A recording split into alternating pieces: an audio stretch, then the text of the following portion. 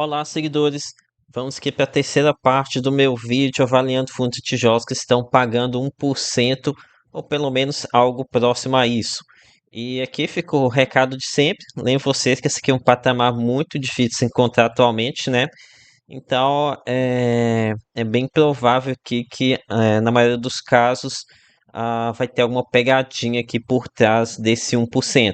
Então, o foco aqui desse vídeo vai ser comentar a sustentabilidade sobre esse patamar acima, que é difícil ser encontrado atualmente, né? Aqui é o Thiago PS, seu canal Fica Esperto.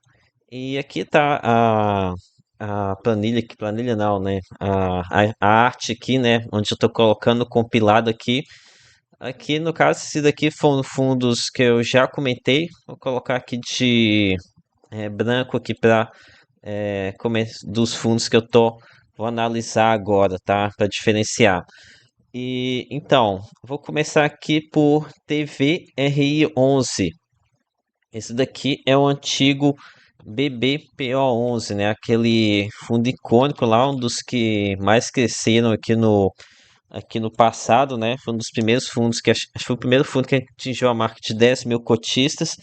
Esse daqui é o fundo passivo de agências do Banco do Brasil. Então, primeiro mostrar aqui para vocês o dividend yield que o fundo paga. Ele paga 1,09% de dividend yield. Então, valor bem elevado, já está até bem próximo do que alguns fundos de papel high grade pagam, né? Extremamente elevado. E aqui um detalhe é que esse rendimento ele está muito próximo do resultado recorrente que o fundo ele entrega. Então esse aqui é um ponto bem positivo.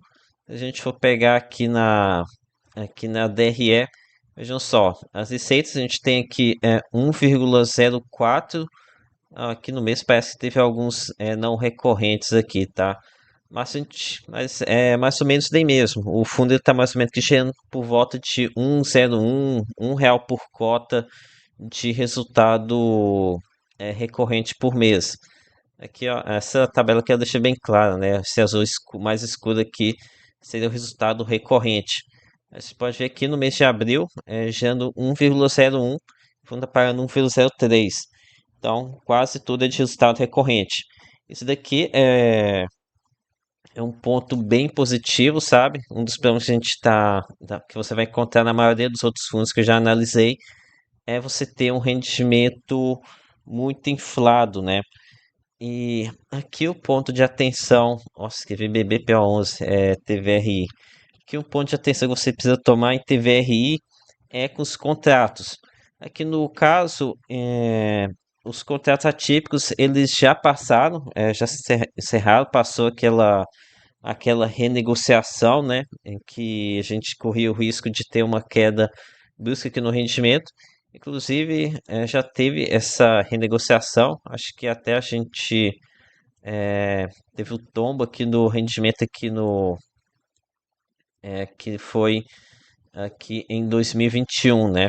Agora eu chamo atenção para alguns pontos que você tem que tomar cuidado. Alguns pontos que eu não gostei aqui em TVR11 é que a Tivio, que é a atual gestora aqui do fundo, ela tem como alguns dos controladores o Banco do Brasil está envolvido de forma meio que indireta aqui no fundo, sabe?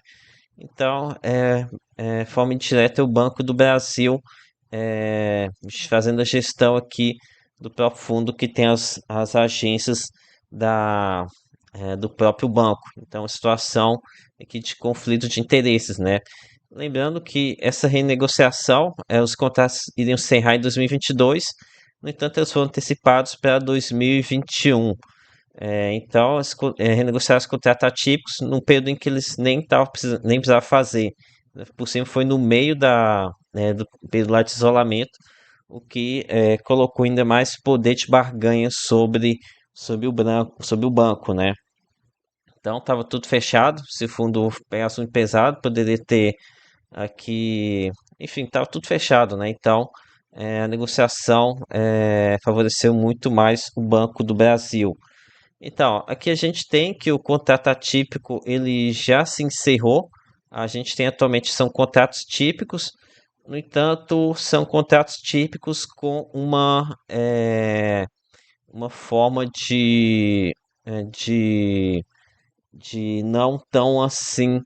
Eles têm uma multa muito grande devido à renegociação ter acontecido antes do término do contrato atípicos, né? Colocar algumas cláusulas lá para não ficar tão feio assim para os cotistas não ficarem achando tão ruim. E no caso, essas multas, elas começam a diminuir a partir de novembro de 2025. Então, quando chegar em novembro de 2027, vão se transformar aqui, basicamente em contratos típicos, né, com multas bem mais baixas. Então, a partir daí a gente pode ter algumas devoluções ou algo do tipo.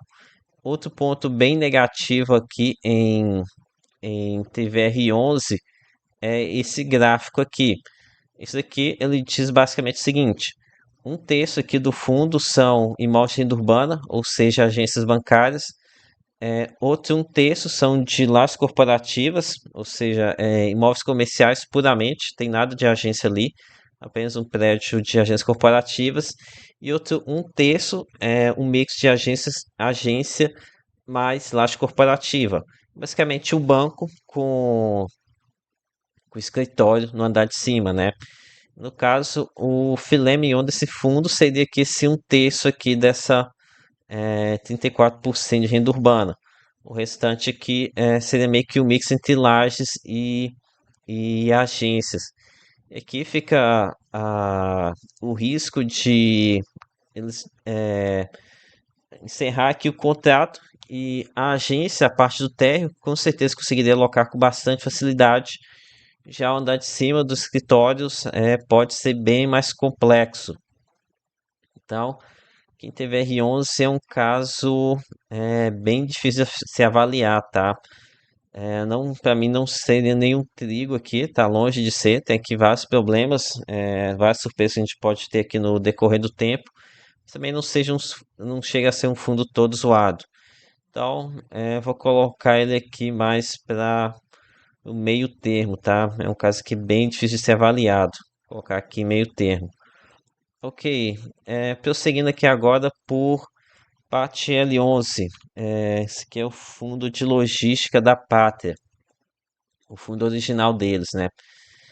E vamos pegar aqui o dividend yield deles. Ela está aqui pagando 1,10%, ainda maior, né? Então, aqui no Pátria, a pegadinha dele é bem mais visível. No caso, já a devolução, a comunicado de devolução de um imóvel em um imóvel lá na cidade de Resende. No caso, essa SEB vai estar devolvendo o galpão que ela utiliza. No caso, representa 32% da receita. Então, é uma devolução bem representativa que vai acontecer no mês parece que no primeiro trimestre de 2026 e com questão de multas até eles têm a receita eles conseguem manter até o metade do ano que vem.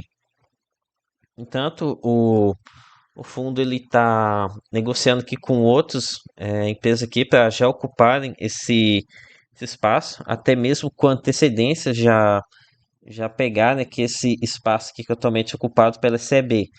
No entanto, mesmo que aconteça que a alocação ainda vai ter o seguinte problema, porque o contrato atípico, atualmente vigente, ele com certeza está com o aluguel muito inflado.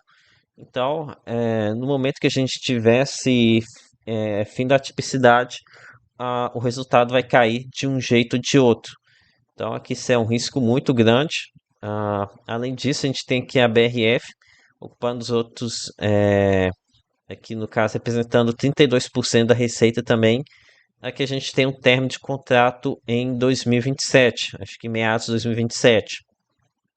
Ah, daí, assim como aconteceu aqui no caso do ECB, o comunicado de desocupação ele pode ver se que aconteça antes, né? E aqui também é um caso de contrato atípico. É, aqui não tenho informações se a receita está inflada ou não, pois se trata de um galpão refrigerado, então é bem mais difícil da gente especificar esses valores. No entanto, aqui esse da BRF, pelo menos, está numa região bem melhor, está na cidade de Ribeirão das Neves, está ali na região metropolitana de Belo Horizonte, então está bem melhor localizado.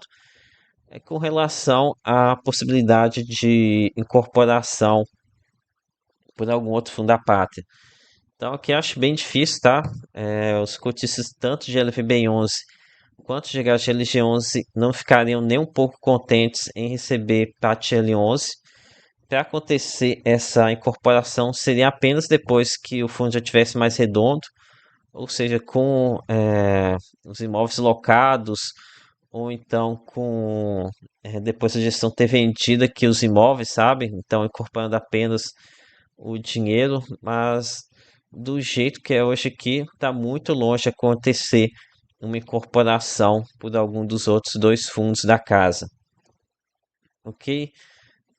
Então, vamos avaliar aqui PATL 11, pagando 1,10%.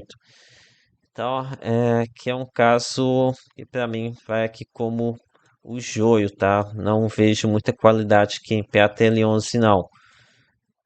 Pelo menos esperaria para ver o que vai acontecer lá em 2026, quando tiver a devolução do imóvel. Então, aqui, PATL 11 como o joio. Agora eu vou pegar um fundo sugerido pelo Gil. O Gil me pediu aqui para falar de FAED 11, RBRD 11 e SEQR 11. No vídeo passado já falei sobre esse fundo da Sequoia. Agora eu vou falar sobre FAED 11, um fundo educacional.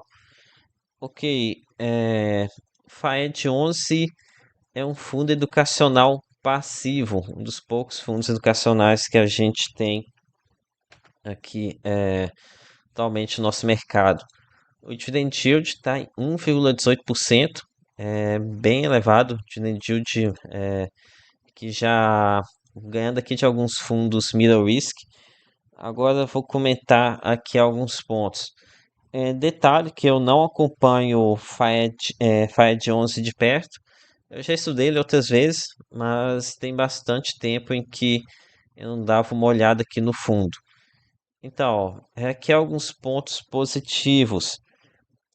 Que todos os contratos eles são típicos, então aqui já não tem mais renda inflada.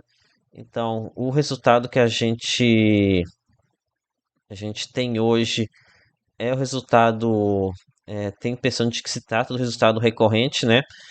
O fundo está pagando aqui, não está com a renda inflada. Agora aqui alguns pontos negativos. O primeiro é que é muito concentrado por imóveis e por inquilino. Deixa eu pegar aqui, procurar as tabelas. Deixa eu ver se tem alguma tabela aqui. Não tem tabela aqui não. Eu sei que por inquilino que a gente tem apenas a, a Anhanguera, né? Então é um fundo monoinquilino. E por imóveis são apenas 4 imóveis, tá? Caramba, não tem nenhum gráfico aqui de concentração. É um relatório bem fraquinho, né? Mas também temos que uma concentração bem elevada por inquilinos e por imóveis. Agora aqui alguns pontos, outro ponto positivo que eu sei que sobre o fundo é que tem bastante lucro acumulado aqui dentro dos imóveis do fundo. Esse aqui é um fundo bem antigo, tem aqui quase 15 anos de existência, então passou muito tempo, tem muito tempo aqui, já deu para acumular bastante lucro aqui dentro dos imóveis, né? Esse aqui é um fundo que é negociado a R$ 222 o metro quadrado, e aqui com negociado a 145. A gente está falando aqui de 35% de desconto. Então aqui, FAED 11, a gente tem um dividend yield que ele não é inflado, não tem contrato atípico, ou seja, não tem vacância reprimida, né? Se o inquilino quiser sair, ele sai. É, dividend yield de 1,20 é muito elevado. E aqui a gente tem alguns gatilhos de alta, né? No caso, é que existe possibilidade de algum momento do futuro o fundo ser incorporado por algum outro. Sei lá, talvez, quem sabe, a, o fundo lá do Rio Bravo, né? Que tem ser um fundo BTG. Então não tem nenhum outro fundo BTG para entrar esses imóveis. Mas pode ser sim, ver acontecer a incorporação dele. E se acontecesse, a gente ter esse fechamento spread, geraria um lucro bem considerável. Então aqui para a FAED 11, vou considerar ele como um fundo, pelo menos aqui fundamentos um pouco melhores, tá? Aqui tem um dividend yield que compensa o risco que a gente está passando aqui. Então, foram esses fundos aqui para esse vídeo. E tem mais outros aqui para ter mais uma quarta parte, talvez até uma quinta parte aqui dessa série, tá, galera? Então, peço aqui o seu like, se inscreva aqui no canal. Lembre que nada aqui é recomendação de compra ou de venda. Até a próxima!